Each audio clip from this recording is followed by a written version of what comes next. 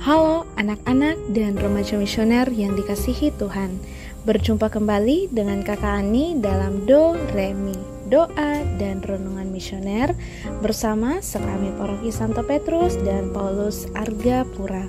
Pada hari ini, Kamis 16 Januari 2025. Hari ini kita akan merenungkan sabda Tuhan dari Injil Markus pasal 1 ayat 40 sampai 45.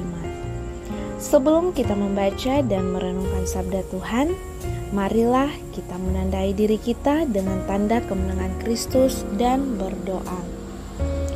Dalam nama Bapa dan Putra dan Roh Kudus, amin. Allah yang Maha Kuasa, kami mengucap syukur atas segala rahmat penyertaan-Mu pada kami semua, di mana karena berkat kemurahan-Mu, Engkau telah menyertai kami dalam istirahat kami malam tadi, hingga kami dapat bangun di hari yang baru ini. Terima kasih untuk nafas kehidupan yang masih Engkau berikan kepada kami. Kini ya Bapa, kami akan membaca dan merenungkan sabda-Mu. Semoga dengan daya Roh Kudus-Mu, Engkau membuka telinga dan hati kami untuk mendengarkan sabda-Mu, menerangi budi dan hati kami untuk memahami sabda-Mu, dan mencernihkan hasrat jiwa kami untuk meresapkan sabda-Mu. Doronglah kehendak dan tekad kami untuk mengamalkan sabda-Mu dalam hidup dan perutusan kami sehari-hari. Demi Kristus Tuhan kami. Amin. Semoga Tuhan beserta kita. Inilah Injil Yesus Kristus menurut Markus. Seorang yang sakit kusta datang kepada Yesus dan sambil berlutut di hadapannya, ia memohon bantuannya, katanya, "Kalau engkau mau, engkau dapat mentahirkan aku." Maka tergeraklah hatinya oleh belas kasihan. Lalu ia mengulurkan tangannya, menjamah orang itu dan berkata kepadanya, "Aku mau, jadilah engkau tahir." Seketika itu juga lenyaplah penyakit kusta orang itu dan ia menjadi tahir. Segera ia menyuruh orang itu pergi dengan peringatan keras. "Ingatlah, janganlah engkau memberitahukan apa-apa tentang hal ini kepada siapapun, tetapi pergilah, perlihatkanlah dirimu kepada imam, dan persembahkanlah untuk pentahiranmu persembahan yang diperintahkan oleh Musa sebagai bukti bagi mereka." Tetapi orang itu pergi memberitakan peristiwa itu dan menyebarkannya kemana-mana, sehingga Yesus tidak dapat lagi terang-terangan masuk ke dalam kota. Ia tinggal di luar di tempat-tempat yang sepi, namun orang terus juga datang kepadanya dari segala penjuru. Demikianlah sabda Tuhan. Adik-adik dan remaja misioner yang dikasihi Tuhan, dalam bacaan Injil hari ini dikisahkan tentang Yesus yang tergerak oleh belas kasihan, kemudian mengulurkan tangan, menjamah dan berbicara. Di tengah pemahaman tentang orang kusta yang dilarang berinteraksi dengan siapapun, Yesus justru mengadakan pendekatan. Tidak hanya melalui kata, Yesus pun melakukannya dengan sentuhan.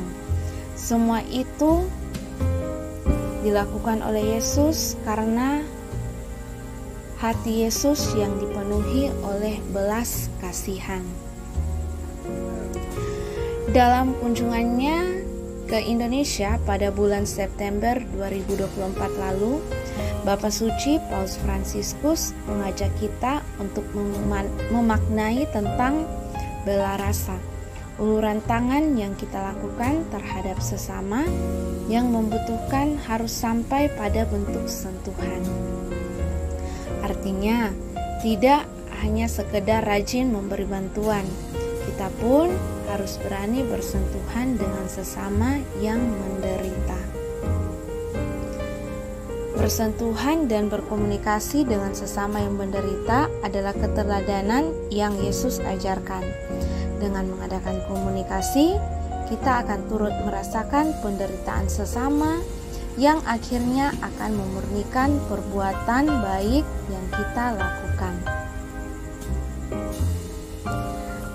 Bela rasa mengajarkan kita untuk pertama-tama menggerakkan hati dalam kasih, lalu memperjuangkan kehendak itu di dalam tindakan. Dengan berbela rasa, kita menghargai martabat sesama dan menjunjung solidaritas sebagai murid-murid Tuhan. Hati yang tulus akan membuat kita terlatih untuk melihat sesama yang sedang menderita. Membuka mata, telinga, dan hati, lalu menjalin interaksi dengan sesama yang menderita adalah tanda kedalaman iman kita. Melalui iman, kita semua diutus menjadi saksi kasih Allah dan membebaskan sesama dari segala penderitaan hidup. Marilah kita mencintai sesama dengan sungguh-sungguh, maka Tuhan pun akan mencintai kita melalui berkat dan penyertaan-Nya. Semoga demikian. Marilah kita berdoa doa anak misioner. Tuhan Yesus, Engkau diutus Bapa menjadi berkat bagi dunia, menjadi selamat bagi manusia.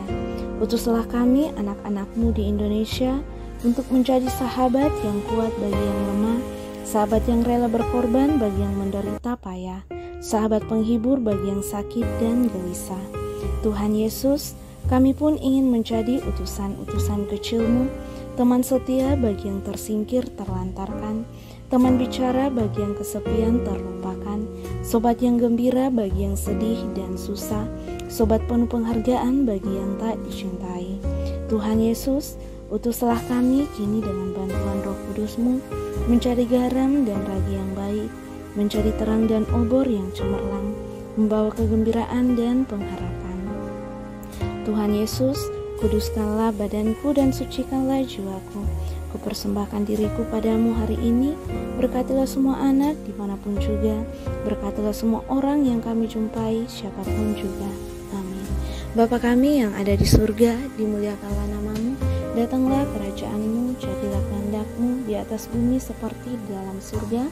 Berilah kami rezeki pada hari ini, dan ampunilah kesalahan kami, seperti kami pun mengampuni yang bersalah kepada kami. Dan janganlah masukkan kami ke dalam pencobaan, tetapi bebaskanlah kami dari yang jahat. Amin. Salam Maria, penuh rahmat, Tuhan sertamu. Terpujilah engkau di antara wanita, dan terpujilah buah tubuhmu Yesus.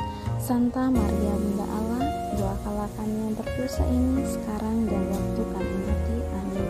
Kemuliaan kepada Bapa dan Putra dan Roh Kudus, seperti pada permulaan, sekarang, selalu, dan sepanjang segala abad. Amin.